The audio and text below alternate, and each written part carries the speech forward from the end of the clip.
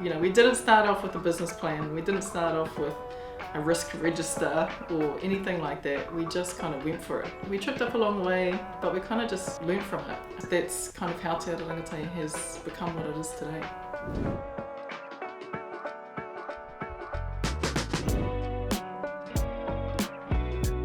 Kia ora, ko Kahurangi Malcolm tōku ingoa, he uri au no ngā te tata waiuhua me te Waiariki. I guess one of the founders of Te Ara Rangatahi and currently the board chair. So Te Ara Rangatahi started from essentially a bunch of us cousins, you know, those from my reanga, that we're really thinking about what contribution we could make for the iwi. We kind of came together and did a bit of a brainstorm of the things that we wanted to see for the iwi. We essentially just started doing them.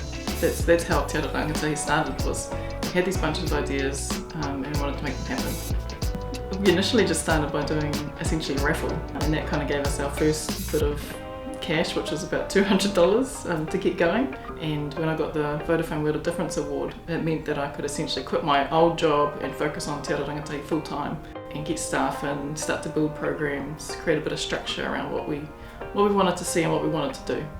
When we talked to rangatahi about what was holding them back from reaching their full potential in our community, they highlighted some things like exposure. You know, they weren't exposed to all of these different opportunities in different regions because they just didn't know about them.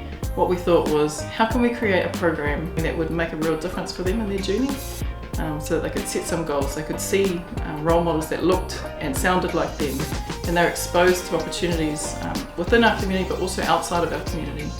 So Te Ara Rangatahi was never supposed to be just about me and what I saw. I feel very fortunate that we've been able to have staff come in to Te Ara Rangatahi and take it further than I could have done on my own. I guess the hope with Te Ara Rangatahi is that the future generations will take up Te Ara Rangatahi and move it forward, and that could chop and change depending on what rangatahi want to see for their futures. Because hopefully, you know, what we saw is going to be different to what they see. Yeah, I really hope that Te Ara Rangatahi will reflect the rangatahi that come through in the next generations.